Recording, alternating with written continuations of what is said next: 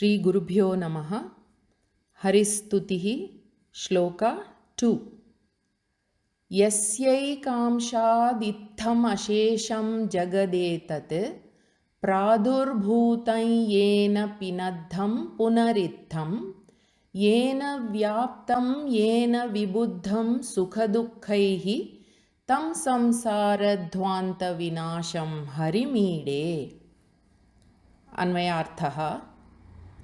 Yasya ekamshat itham ashesham etat jagat pradurbhutam punaha yena etat jagat itham pinadham yena vyaptam sukha dukkaihi yena vibuddham tam samsara dhvanta vinasham harim ide. Now the pratipadartha in the anvaya format. Yasya ekamshat, from a part of that Brahman associated with Maya. Itham ashesham, this whole universe. Etat jagat, and this world which is being experienced. Pradurbhutam, is created and is present as the manifest form. Punaha yena etat jagat, and again by which Paramatma this world which is being experienced, itham pinadham, is very well sustained or maintained in an orderly manner, and further yena vyaptam, by which Paramatma this world is pervaded, and then sukha dukkaihi, the happiness and pain and all other forms of emotional changes. Yena vibuddham, is known and experienced by which Paramatma tam samsara dhvanta vinasham harim ide. I worship that Hari, the destroyer of ignorance, which causes samsara. Now we will look at the detailed meaning. In the first shloka, Brahman is introduced as Vishnu and then as Hari, who is the cause of this Jagat. Brahman is the cause and Jagat is the effect. Same Brahman is also referred to as Paramatma.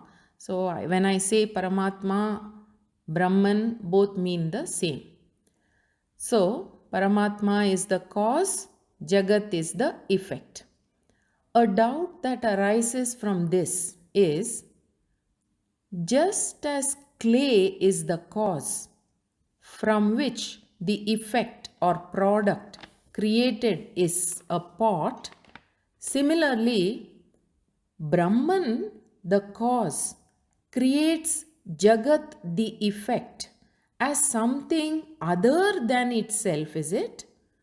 Because we see that the clay and the pot are two different things. So therefore this doubt. Or the other form of doubt is, does this Brahman, the cause of everything in this universe, is this Brahman completely manifest in the form of this Jagat, the effect? In other words, Brahman only fully becomes the Jagat, is it?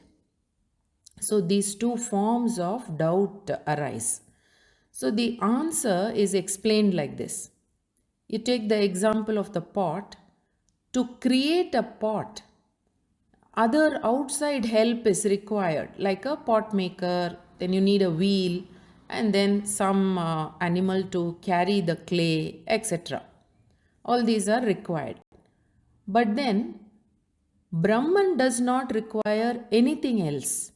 So, this thinking, what will happen is, if you think that Brahman requires some other object, then it will result in duality, dvaita. That is, the cause and effect will always be separate.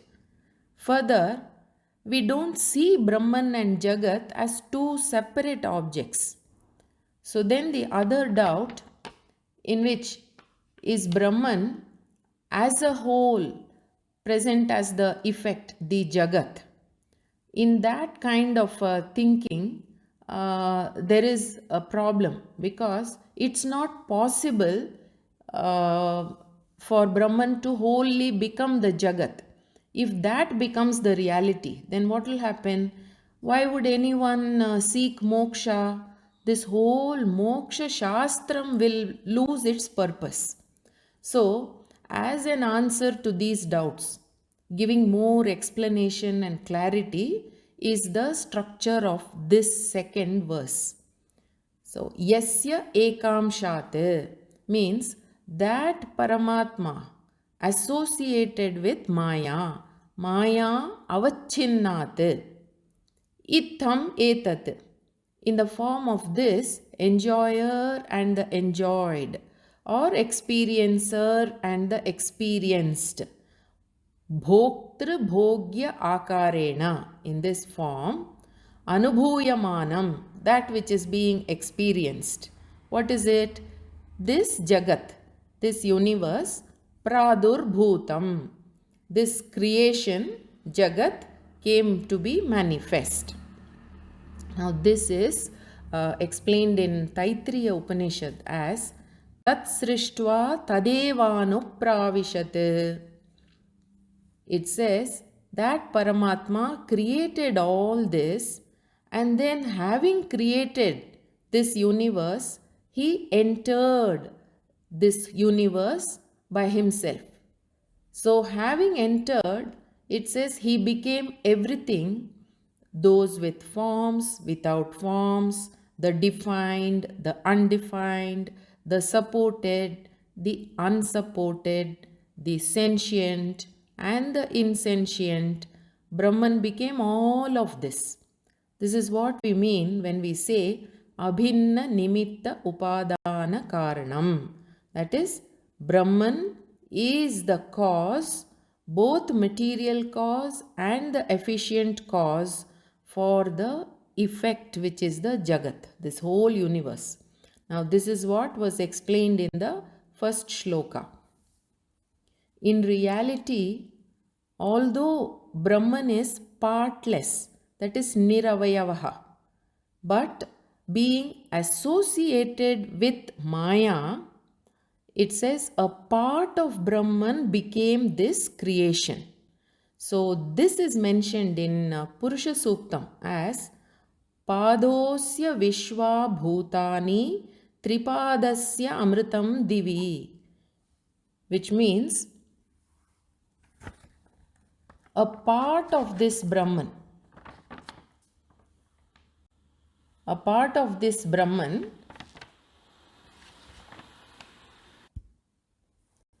became this universe. Vishwa means that word Vishwa. Vishwa Bhutani, in that Vishwa means Chaturdasha Bhuvanani, all the 14 worlds. And then Bhutani means all the beings. That is Brahmandatmakam Sakalam Idam Jagat. This whole universe, the known and the unknown part. Asya Brahmanaha Padaha means is a amsha, a part of this Brahman. In other words, the whole world, both the unknown part and the known part, is only one part of this Brahman. The rest of the three parts, Tripadasya, is this Brahman's Amritam or Moksha Swarupam. The remaining three parts is Brahman's Moksha Swarupa. That is, it remains as the self-effulgent form free from prapancha sambandha. That is, it is free from the created world. It is not attached to this created world. So, this not being connected to the prapancha, this not being connected to the prapancha is explained by sage Badarayana in his Brahma Sutra as vikaravarticha tathahi sthitim aha. It means there is a form of the Supreme Lord which is vikara avarti. That is, it does not abide in the effect, the jagat. He means because. Aha, the Upanishad states sthitim, that is Brahman's existence, tatha, in that manner. In other words, this sutram means he has also another aspect. He means Brahman or Paramatma has another aspect also which is eternally free and transcends all the changes. That is, one part is manifest as the Jagat, in which we have, some part known and so much we don't know. And the other three parts are there for this Brahman, which transcends all changes and is eternally free. So, it is to be understood that Vishnu, the all pervading Lord, exists in two aspects. One is he continues in his qualified aspect, Saguna Rupa, which is this manifest Jagat. And this Jagat is changing. And then the rest being established in his own effulgence. That is the unchanging aspect. Now, having explained that Paramatma is the cause for this created Jagat, the shloka goes on to say, Yena pinadham, Yena etad Jagat punaha itham pinadham. So, Yena means by that same Paramatma, this creation is sustained. Pinadham means Sudridham Baddham, very well sustained or very well maintained. Here, this word itham implies that this world is in harmony. That is, it is functioning in a certain harmonious way, in a particular order. Order means what? According to Varna Dharma, Ashrama Dharma, which is taught in the Vedas. And then the same is further explained by the Smriti Granthas also.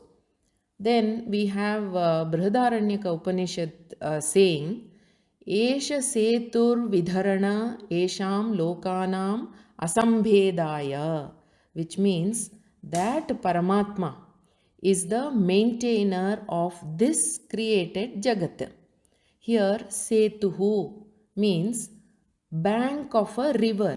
So, setuhu vidharana will mean like even the banks of a river which keep the river waters in their course and maintain their level. Similarly, this Jagat Srishtikarta Bhagavan, the cause of creation, is also the maintainer or the sustainer of this physical order and moral order of the universe, so that people and the cosmos will function within certain limits. It is because of the physical laws alone that the earth is going around the sun, all the planets are going around it, and then the earth goes around itself, etc. Further, we also see that human beings function within a certain moral order. So, it is that Paramatma, Vishnu, who is the creator and maintainer of such order. Then, Yena Vyaptam, just as space pervades everything, by that Paramatma, who is the substratum of this entire universe, this whole Jagat is pervaded. It is that Paramatma alone who pervades this Jagat. A Shruti Vakya says, Yaccha kinchid jagat sarvam drishyate shruyate piva antarbahishcha tat sarvam vyapya narayana sthitaha. This is a line from Narayana Suktam. It means whatever all this universe is, yat cha kinchit jagat, which is seen, drishyate, or heard, shruyate apiva, all this is pervaded, antarbahishcha tat sarvam vyapya, pervading all of this from inside and outside alike. Narayanaha sthitaha, stands that supreme eternal divine being, also known as Narayanaha. This word Narayanaha means in the form of their cause, that is, in the form of the cause of all the elements and the beings. It is the Lord who pervades everything. So Paramatma is the abode of the entire universe. Alright, if Paramatma is the cause of this creation and the maintainer of this creation, he appears to be biased towards these created beings because we see differences and so much inequality in life. Is he some pitiless and cruel person? So then the next quarter of the shloka says, Sukha dukkaihi yena vibuddham. What is this Paramatma? It is by Paramatma alone that happiness and pain are brought to our awareness. Now, what is Sukham and what is Dukkham? Sukham means it is a certain pleasing disposition which is enjoyed by the mind upon gaining something. That is, you gain family, you gain plenty of money, you get some powerful position, etc. All these bring you what is known as happiness. And what is happiness? It is the manifest form of sattva guna. Then the opposite of this, which is an unfavorable, displeasing disposition which arises in the mind as a result of some disease, fever, or some situations which are contrary to one's expectations, that is dukkha, a suffering or pain experienced by the mind. So dukkha is the manifest form of rajoguna. Now both these, sukha, dukkha, and all other emotional bursts arising in the mind are made known by the swaprakasha chidrupa paramatma. Yena vibuddham means yena prakashitam. It is that Paramatma who is in the form of consciousness.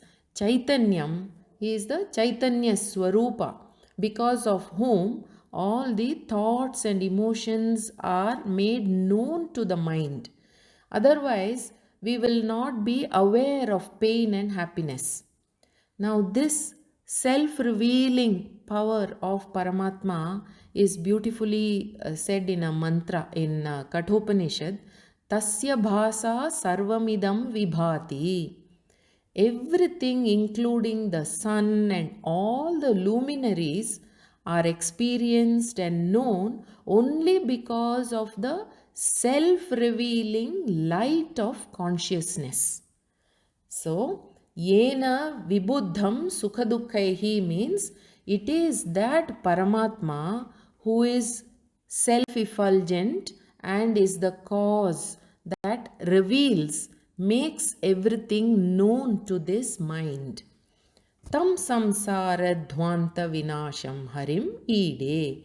I worship that Hari who is the destroyer of darkness, which is the ignorance of the self. Because of this ignorance, I am bound by the samsara. So, I offer my prayer and worship to that Hari.